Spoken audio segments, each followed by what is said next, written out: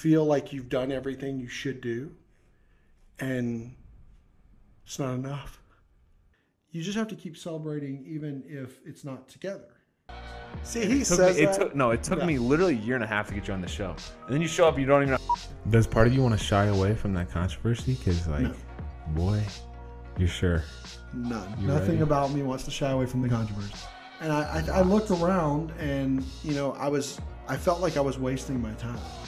Hello, everyone, and welcome to Redirected. My name is Andrew East, and today I'm super excited to be sitting down with Billy LeBlanc. Billy is actually one of the reasons that I started this show about people who have had massive career transitions. Hearing Billy's story about how he went from working at Blockbuster to then serving in the Navy for 15 years to then doing YouTube full-time really inspired me to want to sit down and learn more about him and other people who have experienced these big redirections in life. And you'll hear that Billy and the LeBlanc family mean a lot to Shawn and I. And Billy doesn't do interviews. This is his first one that he's ever done. I hope you guys will honor that and respect that. He shares some really personal things that haven't been talked about before. And I'm honored that he trusted me with that. And so I'm trusting you guys with that as well.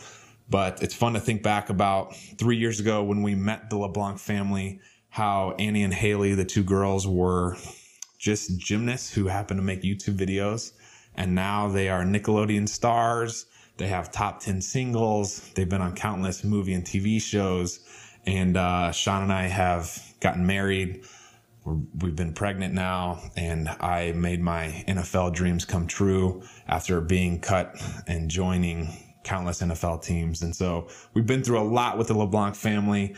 One of my favorite things we've done with them is go down to Mexico and build a home for an impoverished family down there as part of a charity trip. And so I'm super thankful for Billy and the LeBlanc family and their role in me and my wife's life. And I hope you guys enjoy this one with Billy. If you guys haven't yet, if you guys could subscribe to the show, whether you're listening just to the audio or watching the video, subscribe to the show and give the show a rating or a thumbs up. That would be fantastic. But enjoy this one with Billy LeBlanc, and let's get into it. Dude, thanks for stopping by, Bill. It's always a pleasure, dude. What he's not telling you right now is I just kind of dropped in. Well, he told me he was going to be here on Monday, and he's actually here on Sunday. You ever use a mic before, bro? That's the way you surprise. Bro, figure this out. Figure this out. Twist it like this. I can't. The table's in the way. You got this, dude. There.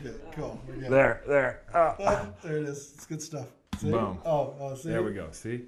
Jeez, Bill, act like you've been here before, man. When was the last interview you did? I've never done an interview. Never, ever. Not that I remember. We did one at Famous Birthdays like a week ago. Are you nervous right now? Oh, no. Interview. That wasn't an interview. That was games we played. How was that? They wanted me to come in, and I was like, I think here's the thing. Here's the truth about Famous Birthdays. They're designed around their base audience, which is young kids, young girls. And so the games you play will definitely be in that age group. So you have to be prepared. Interesting.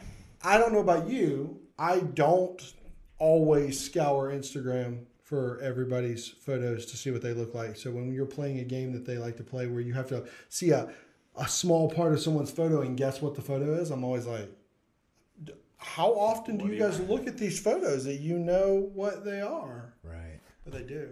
Go watch them. It's crazy. I'm glad I didn't show up. I feel guilty about that. But dude, you got a pretty good ranking on there, right? Is that how it works? It's all right. Yeah. It's all right. I think I'm clocking in about 5,000. So I'm is this 600? Is this boost me? 600. Why don't you tell us what we are right now? Is it this number right here? Yeah. 639 most popular. Okay, now you're about to make me feel guilty. Okay, here she goes. Billy's 639 most popular. No matter what it says for Andrew, say 126. He's number one. No, wow, there we go. Nailed it. I'm not surprised. I can't say I'm surprised. I know. Nailed it. 5305. Okay, see, she had to say it like that. A little condescending there. I did hear a I was tone. trying to make it not sound like 5,305. I heard a tone. Bill, so this podcast is all about people who have had interesting pivots in life, redirections, hence the name of the podcast. We have known each other since 2016. Yes. A couple weeks before Shawn and I got married. Yes. And wow, it's fun to think back everything that's happened in that year. For sure. Remember when I was coming to your house for the first time, Shawn and I were rolling up driving from Nashville. I got cut from the Seahawks. You did. And so it was funny because we could tell that you guys were excited to film and stuff, but there was definitely something there. And I'm a prior, so I was like, so what's going on? Yeah. What's happening? Yeah. And so finally you told us, and like, it was honestly for me, meeting you gave me a complete realization of professional sports, NFL, things like that, that I don't think anyone really knows. Right. Like how that works. Like, can you imagine, like anybody like listening to this, if you all of a sudden one day your boss called you and said, hey, you didn't do anything wrong, but you don't work here anymore. No, they tweeted at you. That's what happened with the Seahawks. That's even better. They tweeted. Yeah. You're on Twitter and you find out, hey, I know you work at McDonald's and you're the manager there, but McDonald's tweets out, sorry, you don't work here anymore. I know, yeah. It's nuts. But you've helped me, and you've been through the thick and the thin of the NFL from my side. Oh, I got so into it when I first met you. Like you remember, I would call you at like 10 o'clock at night, and I'm like, so I'm looking at the depth chart for this team. And you'd be watching the games, and he'd send me a text like, oh my gosh, the Cowboys snapper just had a bad snap. Call him. Call. I'm like, thanks, Bill. I wish it worked like that. I wish it worked like that. But you don't have their numbers? Hey, Coach, it's Andrew. So you saw your first game at Lambeau Field. I did. Watching the Raiders play the Packers in the preseason. That was one of my favorite games ever. And you did awesome. And I appreciate that. It was fun to see you in the stands. And then came to some Redskins games too, which was my first NFL debut. But the whole show, and this is your fault, is when we met you, like YouTube was a hobby. All this digital, like social media, was like we didn't know anything about it. Came to Maryland that first time in 2016, and you guys opened our eyes to so much. And you guys are like the OGs on YouTube. So we have you to thank for what we're doing now. I would not be sitting here if it was not for Billy. See, it took me literally a year and a half to get you on the show. And then you show up and you don't even know how to use a freaking microphone, Billy. What's up with that? So he says that, but the truth is, like, I think the big thing people miss about social media, Instagram, YouTube, is it's not one of those things you can just do and everybody goes, oh yeah, let's go watch Andrew East do stuff. It's work. Right. And I think what you don't give yourself enough credit for is the amount of work you guys have put in. We were actually talking about it on the way over here, like how many posts you guys have and how much work you put into making this something. Right. Yeah, it's been fun. Which brings me to my next question.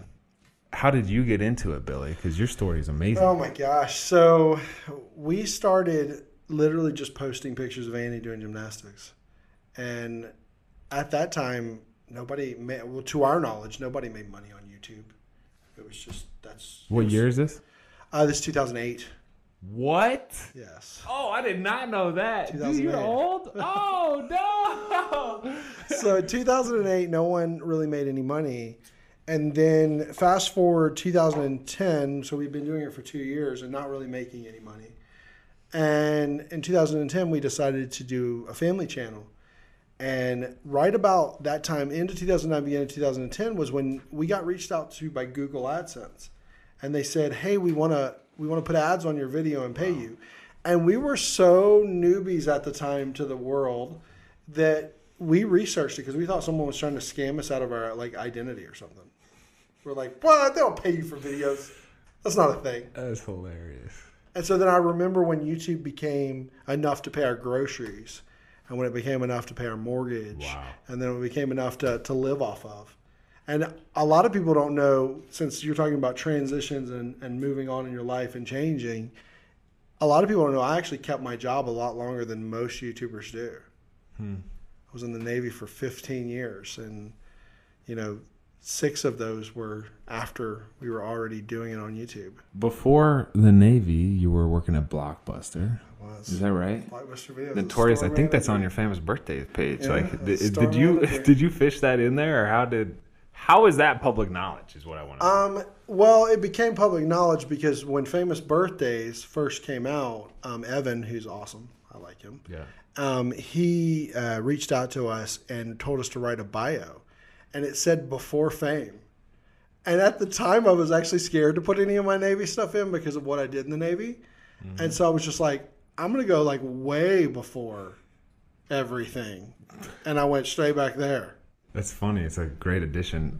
Some people might not even know what Blockbuster is. I guarantee and that's a lot a of people shame. don't know what Blockbuster is. Dude, that was my favorite part of Friday nights was going and picking on a movie. And his least favorite part of Monday morning was paying his late fees. I didn't pay the late fees, dude. I was in second grade. Oh gosh.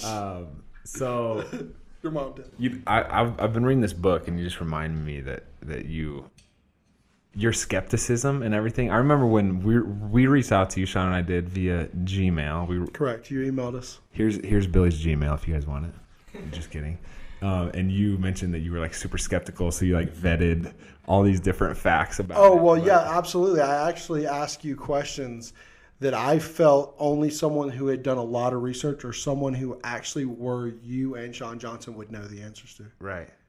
So there's this Malcolm Gladwell book, his newest one, called Talking to Strangers. Have you heard of it? No. It's all about like the expectations that we have talking with someone that we've never talked to before. And there's people who naturally trust, which is definitely my demeanor. And there's people who are naturally skeptical, which is definitely your demeanor. Yeah, definitely for sure. skeptical. In fact, it was funny because I don't know if you remember this. I talked to you probably twice without Shawn on the phone. Yeah. And there was a point where I was not, like, I don't know if you felt it, but I was hesitating to schedule a time for you guys to come to my house or give you the address until I made sure that she was on board. Yeah. Well, because at this point, Shawn was skeptical. She was like, why are we doing freaking YouTube videos? Right. And then, do you remember, though, that one night you, like, gave us a shout-out? Yeah. And we went from 10,000 subscribers to 100,000 subscribers in, like, a half an hour. And I was like, okay. Like, that night, literally, Billy, that changed our lives. I kid you not. Don't downplay that. Like, we're not sitting here if it's not for you. I'm being 100% serious. Are you tearing up? Because I'm about to. I'm not kidding. Anyway, why did you join the Navy? Why did I join the Navy? So I was making a lot of money before I joined the Navy, and I think I looked around. It was in a sales job, and I looked around, and there was like 50-year-old dudes there that were doing the same job I was doing and had been for a very long time, and had no savings, and they had just been living. They spent money as fast as they made it. Right. And my brother was in the Navy at the time. My dad had joined. And so I was like, what am I doing with life?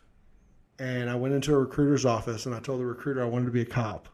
Don't go into your recruiter's office and tell them that. Yeah. So, and then I took the ASVAB, and then it was like a whirlwind, and then I was in the Navy. It was crazy how fast it happened. And served 15 years. 15 years. As an information guy? I was a cryptologic technician. Okay. And don't ask any more questions. We use that term because no one knows what it means. Yeah, cryptologic, naturally. And then at what point were you convinced enough to leave the Navy and do YouTube full time? Never. So that's actually a even funnier story. One of the things that happened with me was the Navy became aware of our public image. And I had to basically explain why that was okay for us to be very public. And I think at that point, the other thing going on in my life was the kids were getting more and more deals out in California to act and to do things like that. And I felt like I was having to decide whether I wanted to be part of that world or I wanted to continue to be part of the Navy. And one of the advices I have always given people, including when I was in the Navy, was you'll know when it's time to be done. I think I've told you that on several things in your life. Yeah. And don't fight yourself. When you know. And fighting yourself is just going to lead to you being miserable. What year was that you retired? I got out in 2000 and almost 16, right? Like basically right before 2016, so 2015, like December. I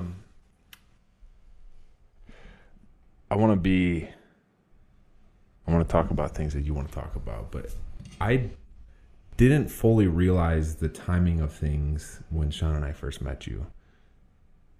Just retired from the Navy. Mm-hmm. The girls were blowing up. Yep. #1 on Musical.ly, which is now on TikTok. I remember that. That meant nothing to me, but now in like retrospect, it kind of caused this whole series of events with ultimately you guys moving to LA, the Nickelodeon stuff that's happened, right? I feel like That's all. It's all been since that time, since about 2013, I think the momentum that we had early on in our YouTube career, just has slowly snowballed. I mean, even most recently with Annie winning a Teen Choice Award and stuff like that, I just think she and Haley are both, their careers are just starting to take off. Right. But you guys were also going through this immense period of grief. Absolutely. In the fall of 2015. Absolutely. I can summarize, or you can talk about it, Sure. but I'll give you the floor. So the crazy thing is cardiomyopathy runs in Katie's family. And so it's not like it was something we didn't know, and it wasn't like something we didn't like test for. Mm-hmm. So it's kind of one of those things. It's like you feel like you've done everything you should do, and it's not enough.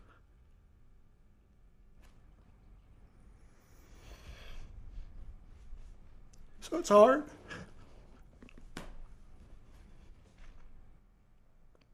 But when the thing is like, and I think to the point of what you're trying to do here is you have to adjust to a new reality, because what's your other choice? So I think what we've been able to do over time is just keep moving. It's kind of one of those things. And I think as a sports reference with you, I think, it's just the truth. You're hitting a pad out there. Mm-hmm. You just got to just keep moving. Because what's your other choice? Right. And so it's kind of funny when people go, you guys are so strong. You're so... But what other choice is there? So I think we've been very... And one of the hardest decisions in that situation was, how much do you share? And I know you've probably dealt with this since then. And what people need to understand is you're wrong, no matter what you do, with a percentage of the population. As I always kind of go back to what my dad used to tell us all the time is you can please some of the people some of the time, but you will never please all of the people all of the time. And so those decisions, and keep how much of your personal life do you keep off the internet? And at the time, especially with us, everything was public. Annie didn't do a gymnastics meet that wasn't public. And Haley didn't do anything that wasn't public. We didn't go to the mall when it wasn't public. I mean, we filmed and posted everything. And so the decision was, how do you go from being 100% public and then something happens and you try to keep that private? And we ultimately obviously decided not to.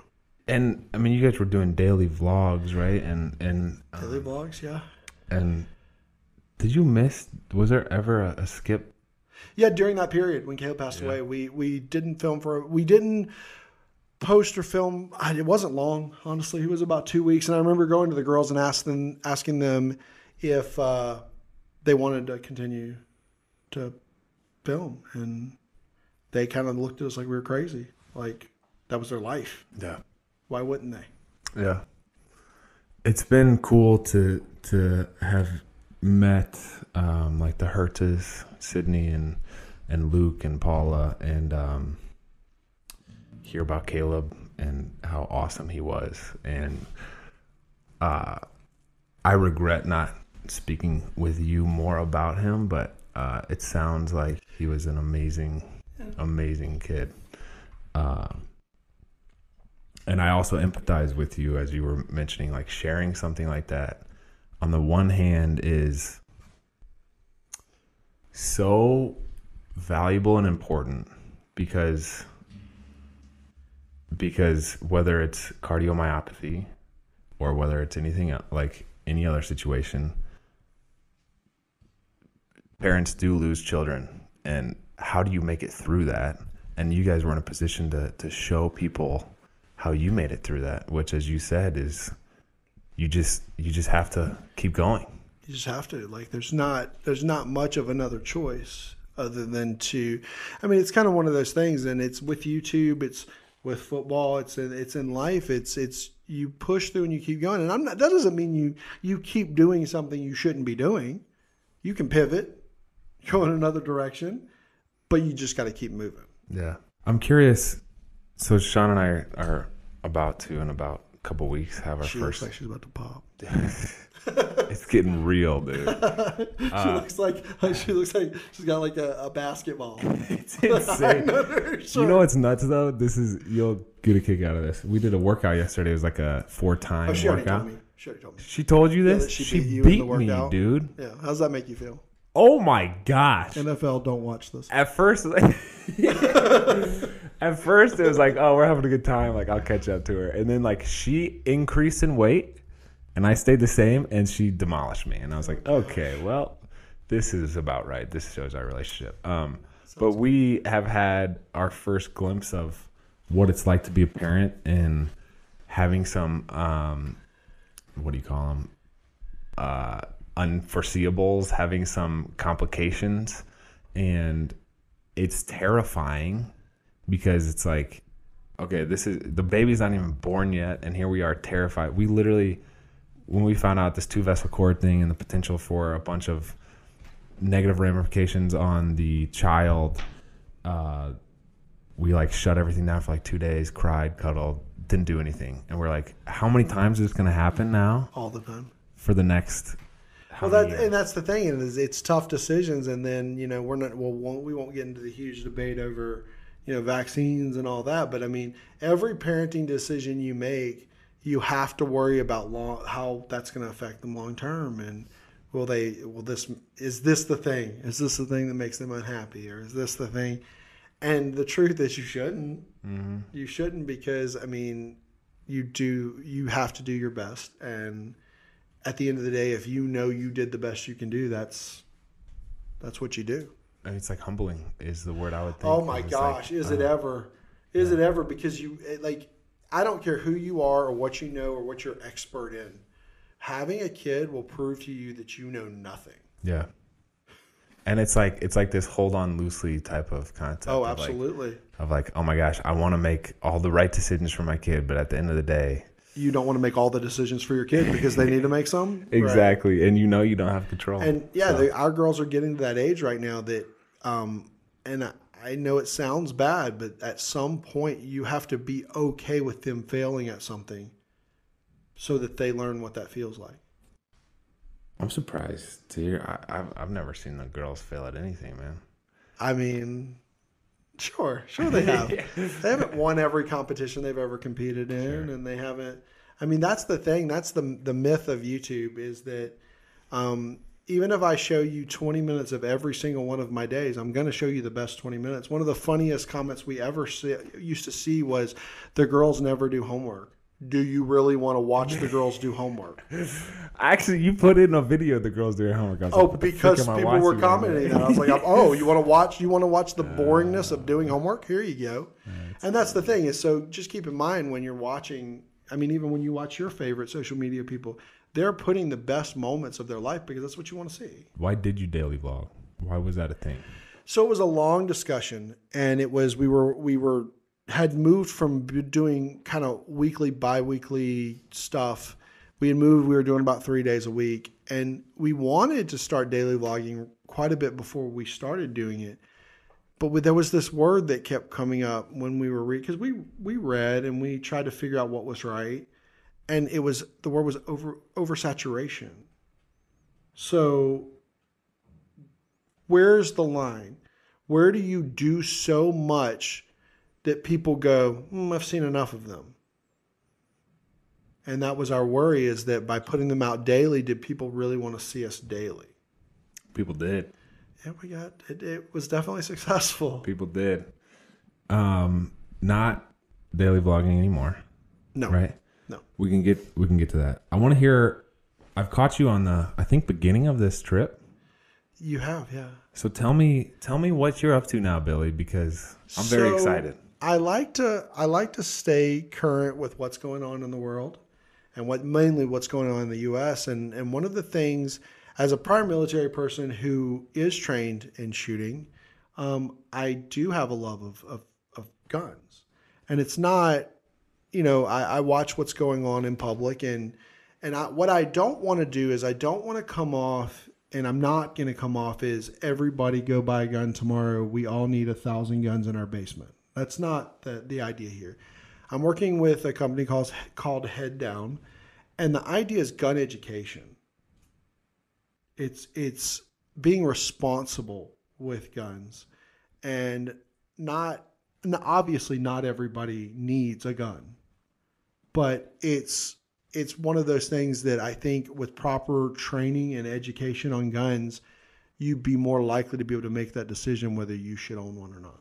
And they're out of Kentucky, is that right? Yes. So you guys are headed up there and we're going to talk. My goal, we're still setting everything up, but my goal is I really want to talk to some experts too, because a lot of the mass gun shootings and the violence going on, I want to talk with some psychologists and psychiatrists about the psychology behind it, and are there ways that we could see these things happening? Because you know what I did in the Navy, and forecasting things like that is one of them. And I guess I feel like we spend so much time focusing on the rest of the world that if we spent more time, and I know there's legal reasons we can't do some things, but being able to forecast, whether that be with psychiatrists in schools or that are able to say, hey, this person may have tendencies and things like that. But I don't know. Truth be told, I need to talk to them first to figure that stuff out. And I think with proper conversations, educated conversations, I think we can talk through a lot of the things that divide our country. Yeah. Excellent point. And I feel like definitely there's a lack of conversation. This is one thing that I have been privy to now, being married to Shawn, where it's like, okay, she's like a celebrity. She's got this wild fan base that she really likes it when you say, "Oh my God, it's Shawn Johnson" when you're in public. It's her favorite thing. That's Billy's favorite thing. She gets so mad. But then also, as a 28-year-old male who played in the NFL, I have literally never had the thought of like, oh, I'm walking on a dark street, I don't feel safe. Like, for someone to, I've never had that need to feel unsafe and want to carry a gun. I've likewise never had close connection with anybody who has been on the losing side of a gun. And so I feel like conversation and understanding, like, what is the value of guns and why is it okay for us to have them, but what is a good way to go about this conversation? It's a hot topic, Bill. I'm not envious. You're stepping into kind of a firestorm. Well, I am stepping into it, and I'm stepping into it on purpose because I think we have a tendency to yell at each other and not listen and turn our ears off and turn our mouths on. And it's not just this week. This week is about talking to obviously people that are, gun owners and are into gun education. But that doesn't mean that eventually I don't want to talk to people who aren't. Right. And people who have an opinion, and a valid opinion, on why they think that, guns should either be more restricted or there should be more gun laws or things like that. And I would love to hear their opinions in a controlled environment, where we respect each other. Does part of you want to shy away from that controversy? Because, No. Boy, you're sure? None. You Nothing ready? About me wants to shy away from the controversy. If I've ever met someone who doesn't shy away from controversy, it's you though, Billy. Is that part of the reason why you've never done an interview? Why have you never done an interview? So I don't do interviews because in the past, and you know this, I've tried to make everything I do about building the family channel. Well, we're in a time period now where, like you mentioned, the girls have Nickelodeon contracts and they're working with Brad and they're doing their own thing, and they're literally, I don't want to use the word autopilot. They obviously have managers and stuff, but they have a lot going for them. And I look around and, I felt like I was wasting my time. And I was just like, why don't I use some of the same things that we did in the beginning of Bertaley to kind of do my own channel, have fun with it, and collab with people, and also attack some issues that people shy away from. And I think I hate that we feel that we have to shy away from issues because of public opinion and things like that. I think that's it. The reason you do that is out of an effort to, appease everyone. And as I said, you can't do that. Yeah. I'm excited for this next phase of yours. And I think you're going to bring a lot of good to the world. I hope so. Yeah. Your opinions, your knowledge, I would say need to be shared. So do so responsibly. And I know you'll do that. So how long is this trip? This one's just a couple days. Okay, gotcha. But we have planned trips for Virginia and some other places. So you guys don't know this, but Billy and I were going to start a dude's channel freaking 2 years ago, dude. We were going to go I know. We were going to do Naked and Afraid YouTube version. I'm still here for him if he wants to. But we had actually talked about one of our cool ideas was like going around to like some crazy places and doing crazy stuff. What he doesn't know is I'm stealing those ideas, whether he does them or not. So yeah. So I'll stop giving them to you, but that's good to know. I just took a dude moon. Have you ever been to Moab, Utah? Can you guys add this to the list? Moab, Utah. It is Mojave. What? As in like the Mojave Desert? No, Moab, Utah is a city. Okay. How's it spelled? Moab. Oh, Moab. Utah. What? Moab? No, Moab. I'm not saying it wrong. Moab. Okay, Moab. So there's 2 national parks within like a half hour of each other. Arches National Parks, Canyonlands. Took a dude moon out there. I just created this thing called the dude moon. Shawn and I took a baby moon. Do you know what that is? Where you spend a night out somewhere? Well, it was like celebrating. This is our last hurrah before the child gets here. Like a honeymoon. But it's a bunch of nonsense. Don't even get me started on this whole thing. Okay. So I created a reason to go hang out with my cousin. Wow, that's innovative. No more bachelor parties, dude moon? Well, pre-baby, it's a dude moon. Yeah. Because I'm already married. So we went skydiving. We went mountain biking. We didn't shoot guns, though. I wish we would have added that to the list. Did you film this stuff? We got the skydiving filmed. I might have said a couple curse words. Fine. Have you skydived or no? If you didn't film it, it didn't happen. Such a millennial. Okay, can you tell me this? Because you're crushing out content now, and this goes along with your trip that you're doing here. Crushing out content, super pumped for you, and now you're on TikTok. Is that right? Yeah. You're on YouTube, Just Billy LeBlanc, For sure. Instagram, and you're doing a ton of collabs. Yep. Definitely worth checking out. Today's episode is brought to you by BetterHelp.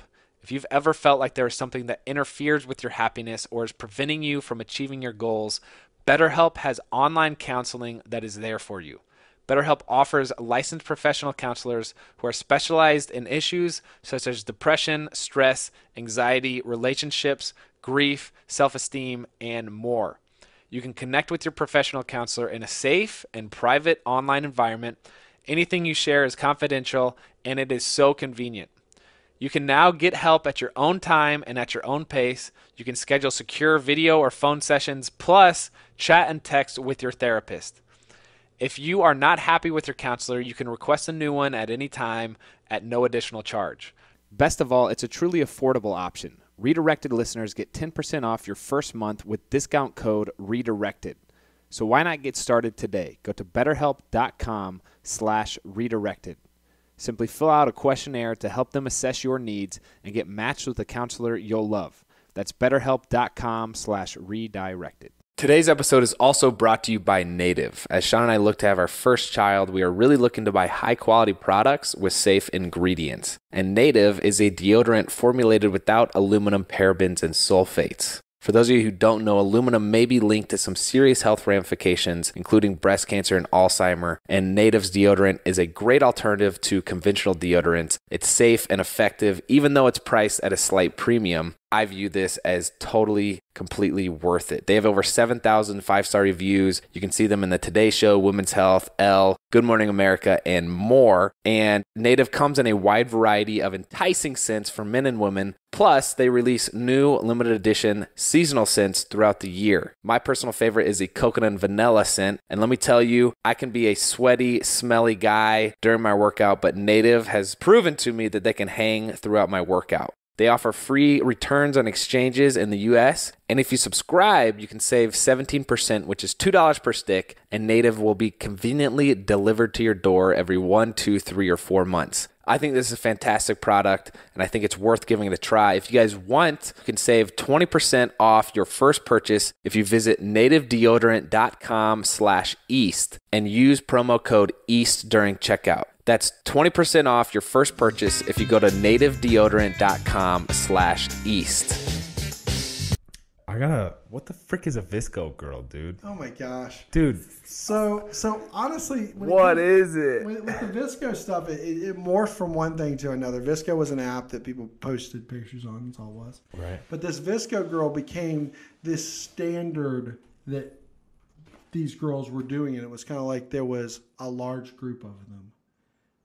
And if you would like to be a Visco girl, I'm sure we can make it happen. All I see is hashtags. So it's like I saw the hydro flask. I mean, he does. Oh, I did see a hydro flask. I need but some scrunchies, maybe. I'm sure there's scrunchies. With the hydro flasks after. So that's a classic, right? Like, Yeah, you gotta really want to save the turtles. Stop using plastic straws, only metal straws, and hydro flask and scrunchies. Yeah. who have been some collabs that you've really enjoyed doing? That's a good one. So the fun thing is, one thing I'm sure you've learned as well is people are different on camera than they are off camera. Not 100%. I mean, some people are the same. You are not. Well, that's because I'm crazy. Yeah. Okay. And you're not either. But some people are, and so I think I won't say the best, but some of the most surprising was working with Carson Leaders and Greg Marks.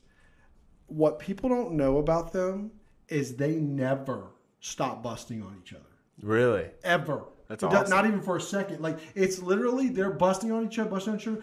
Action, they do their little part, and then cut, bust on each other. I want to hang out with them now. That sounds fun. That's hilarious. That's awesome, dude. You did this stuff with the Fat Queso. Are you like doing cooking stuff? or what? The funny thing about that is I enjoy cooking. To be honest, I think that one of the things, and I'm not going to take you back to the gun thing all the time, but one of the things in LA is I think that people get so caught up in their lives of actors and singers and social media influencers that they don't ever get out of that comfort zone and do things that are fun, and just cool, normal things to do. And so I think that's my idea with the Fat Queso, is that I wanted to get some of these, and it was amazing to get them in a food truck when the most they had ever done for a job was post a picture on Instagram or do a YouTube video. And so to see them actually in a kitchen cooking, not to say that's any more of a job than the other, but to see them doing it was really funny because they actually liked it. Yeah. And I hope that it causes these responsible conversations with guns, with food, with other things we might take on, cause people to go, there may be other things I might be good at. Or another way to see this, or it.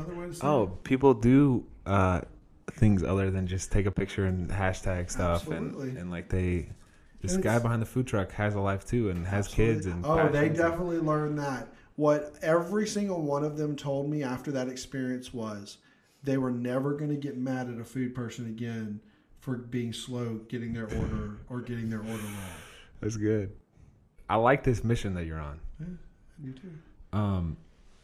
So if we could talk about the complexity, because Shawn and I have been very cautious in navigating, as you said, what do we share, what do we not share, and we're trying to be strategic and I guess at least think about the different possibilities of what this life that we're living could lead to, right? I mean, you hear about Hollywood all the time of freaking whatever, a lot of messy relationships. Sure. And right? then you have the other thing that you're bringing a kid into this and how much of that kid wants to be shared. And how did you guys go about that? We didn't know. Yeah. So we were lucky because we came around before YouTube was really a thing. So we weren't really sharing with the world. We were sharing with our family. We just didn't know how to do it in a private way. Right. So when people would ask us how we decided to put our kids on YouTube, that's the answer. It wasn't what it is today then. It wasn't really that hard of a decision. Has it gotten more complex for you guys? Yeah, for sure. Yeah. For sure. Because like as your kids hit, their teenage years and things like that, they're going to want to not share things. And you kind of ask the question, obviously we went to weekly vlogs. Mm-hmm. And a lot of that has to do with the fact that the girls are doing things that we can't share all the time. And they're doing things that are mundane. I mean, I don't know if any of you have ever really, I don't know if you've ever, seen things filmed before. It's boring. It's boring being on set. You sit there for 8-9 hours a day. And here's the thing. I mean, let's say you film for a month for, 10 episodes of a show, and you start doing the math and you're like, wait a second, it took us 100 and something hours to film 17 minutes. Yeah.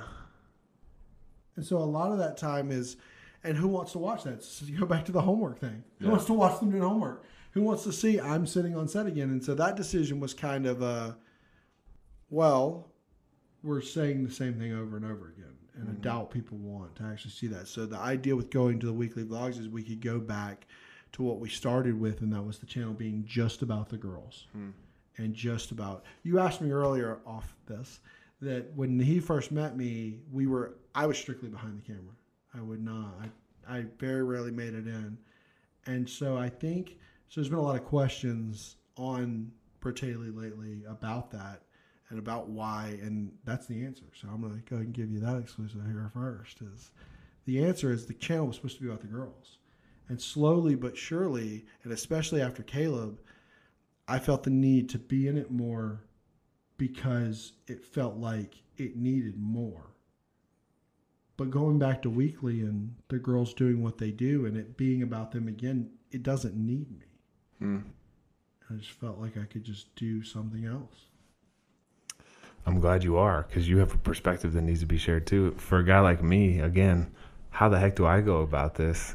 The key is knowing when to let them go after something because they have a good chance of doing it, and stopping them when you know that there's not a chance of it happening, and letting sometimes them take on. So you're saying it's impossible is what you're saying. It's Sometimes do this. It's Sometimes oh, do God. that. Good luck on your decision. If you read a book that says it's a parenting playbook, it's a liar. There's no such thing, because that would require every parent to be exactly the same, and that would require every kid to be exactly the same for those books to work. Yeah. You have to. I say pivot all the time. I'm trying not to say it in this interview because I literally say it constantly. But you have to pivot. Like you're trying. You have let's say your kid's born, and you want to be that parent that doesn't raise your voice. Yeah. You always talk to them in this nice tone, and you tell them, "Hey, clean your room up." That's gonna be me. Yeah, I know you think that. And your kid looks at you, walks in the room, shuts the door, and doesn't clean it up. At some point, you have to say, "This isn't working," and you have to pivot. Okay. We won't go into details there, but we'll talk. Yeah. Yeah. I'm gonna need your advice as we go through this. What questions that you were saying that people have been asking on Bertaley has been? Oh, they just basically asked, well, why aren't you in the vlogs anymore? Yeah. And then I get asked on my channel why the girls aren't in my videos. And I've been very, very consistent with my answer on my channel. The answer on my channel is they are doing videos. They're great. Go check their channel out. Yeah. And you should. They are great. They make really good videos. They put a lot of work into them and a lot of thought. They sit down and they come up with these ideas, and they're making great videos. And at the end of the day, they certainly don't need me to be in them. Right. And I don't want to look back on this 6 months from now and have anyone be able to say, oh, yeah, your channel's doing okay, but it's only because you used your kids to make it grow. No, I want to do my own thing because I want to be able to look back on this and say it was something I did and I didn't use anybody to do it. Good for you. I would be remiss in not asking, though, the screenshot shared to the Officially Bertaley Instagram page. Feel free to share as much or little. So that's fine. I don't mind. When we talked earlier about what you share and what you don't share, for us, for a long time, it's felt like we're parenting millions of people. And even back with Caleb, that's what it felt like. It felt like you're responsible for somewhat the development mentally or even physically of these people out there that you might not see their faces every day, but they're watching you almost as much as they do their parents. And so with that situation, we had to figure out, just like with everything else, what to say, what was the best thing to say, and how to least affect these people that we felt responsible for. But at the end of the day, I think one of the things we've always stayed consistent with is, celebrate life. It's what we've always said. And with the idea of pivoting and changing roles in life, you just have to keep celebrating even if it's not together. And I think everyone in the situation that's in the situation is happy. I think Katie's happy. I'm happy. The girls are happy. And it took a long time to let people know what was going on, because we feared not our happiness, but we feared what the happiness of the people we felt like we were parenting was going to be. But I was actually very happy by the response. I'm glad to hear that. And I think you guys deserve that. It is something that you've talked about with me a lot, where you meet a parent and they say, oh, I guess my kid watches your channel all the time. And it's like, you're like, why don't you know what your child's watching? There is this responsibility of, that is one of my things. They're gleaning from us, like what a family life and so you have like, to think, when you were growing up and you looked at your parents and what they did and what they didn't do, that kind of helped you to develop what was right and wrong. It does. And even if you think it doesn't, when you're looking at them and they're doing things, you think, oh yeah, my dad did that. That's okay. I should do that. And so in that aspect, you don't want to be the one, you don't want to be a person who does something or puts something out there that negatively affects people's mentality. And so it was something we struggled with for a long time. The perspective of celebrating life, even if it's not together, was not something I was expecting you to say, but I am inspired by it, I think. And I think it's a good message. And just to be clear on that term, because we've been asked that question too, about celebrate life, what does that mean? It means that you have to find a way to celebrate all aspects of life. Like one of the things, and I struggle with it, it's not like I'm the perfect person for this, but there's times, let's say that like you go to the airport, right? And for some reason your flight's delayed. There's those of us who sit down, mully grub, throw a temper tantrum about your flight being delayed. And then there's people that go ride their luggage around the airport, run and jump on it. Not encouraging that. Just saying. But what I'm trying to say is being able to... If you ran and jumped on a luggage, Billy, it would crumple beneath you. It would be terrible. Like literally the company would be, please never use our luggage again because you demolished it. But it's finding those things in those moments that allow you to not mourn the situation for what's going on, but to say, okay, this is how I can look at this that makes it feel better. Not that it doesn't hurt. Yeah. Not that it doesn't hurt, but sitting around hurting and sitting around, thinking about the things that have hurt you or the things that you don't like it never ends up in a positive place. So there's no point in doing it. We were asked last night. We had our first meet and greet, which we got a debrief on. I'll tell you about later. Yes. So much fun. They're so much fun. They're actually one of my favorite things. It was like I had not been that excited for something, not even in an NFL game. I was like, these people came to meet us. They've been watching our videos. We talked to a camera all day, and now we get to see their faces. Like, this is so special. Anyway, we were asked, like, how do you confront or how do you make it through difficult situations? My answer was, it's the timeline perspective that you have on it. If you're looking at, okay, this 2 months or this 1 day or this 1 week sucks, it's gonna be really difficult, right?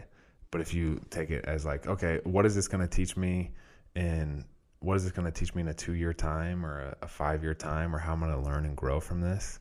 I think there's a positive message that's spun on that of like, oh, I'll have learned something then, and this will have taught me something. Yeah, for sure. Where that gets you, kind of. Yeah. Perspective. Yeah. So anyway, I'm curious what your goals are now. Yeah, that's a fun one. And it's kind of funny, as we've talked about this too, asking me at 39 years old what my goals are. Are you okay, dude? Yeah. You about to black out? What's going on? I need water. I was gonna be at 39 years old. What is that, Mike Tyson? Is that what you're comparing me to? No, asking me at 39 years old what my goals are seems weird, because I feel like most people by now know their goals and are on their path. But I think that so far in my life, I've met so many of my goals. The idea with doing my own channel is almost like to restart and find new goals and meet those. And my goals right now is, as I've said, is to just build this in a positive way. And I want to be able to look back on YouTube, whether it be 2, 5, 10 years from now, and say, wow, YouTube and the community of YouTube was better off because I did that than they would have been if I didn't. Wow. Coming from one of the most powerful people on YouTube, that's a big statement. So hats off to you. Do you have any advice for people? You mentioned some, but like whether it's in a personal pivot or redirection, we could say redirection instead of pivot, or a career redirection. You've been through it all a couple of times at least. What advice do you have? My biggest advice is you'll know, and don't fight yourself, because I think so many people sit there for months or even years knowing what they're doing is not what they should be doing. But instead of actually doing something about it, they fall back on the ease of just staying in with what you're doing. It's just easier. Mm-hmm. And I think that leads to unhappiness. You've been a guy who has consistently shown me what it looks like to have a high degree of self-confidence, and I admire that about you. I do not have that quality. Yes, you do. I don't think I do. Not to the same extent. Only just not in the gym with your wife. You remember the time I took you to the gym? Though, oh, God, I almost threw up. Yeah. I'm not even kidding. I almost threw up. And the funny thing is, he was doing that thing where you do like a quarter of your normal workout or an eighth of your normal workout to take it easy on me. And I was like, an eighth of your normal workout is 47 times my workout. So Billy's face was pale white. Oh my gosh. Oh I didn't throw up though. You didn't, but I think you took like a 2-hour nap afterwards. That's honestly every time I work out. So that's not. So here's the deal. We're in a situation where we're about to go downstairs and we're about to be with my wife's family, Shawn's family. You guys are about to be with your team here. And I'll repeat this because I think it's worth saying. But as I reflect over the past 3.5 years now, and the changes that we've both been through, for better, for worse. That sounds weird because we're not married. But it's fun. It's fun that we have been with each other through so many changes, so many different redirections. I look forward to having more. And I do want you to know that I'm extremely grateful for the person that you've been in my life. And I will share that publicly because I think it needs to be said. And I couldn't be more excited for what's next for you. So all that to say, thank you for the past 3.5 years, the effect that you've had on me and my wife and my family. And thank you for, I guess, breaking your mold and doing an interview and sitting down with me for the past hour or so. But Well, thanks for having me. yeah, it's always a pleasure, Bill. Yeah.